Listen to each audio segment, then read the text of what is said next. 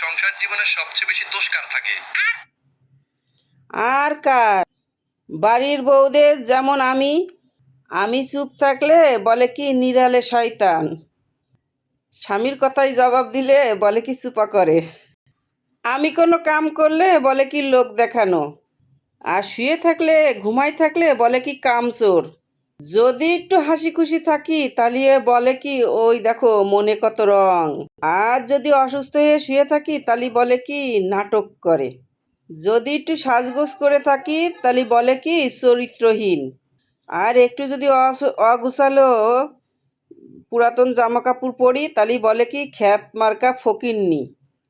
বাকি সব কিছুই বাদ দিলাম, জামাই যদি অন্য বেটির সাথে কথা বলে সেটাও আমার দোষ। এই যে সবই এই লোকটাই বলে, সব এই লোকটাই সব বলে।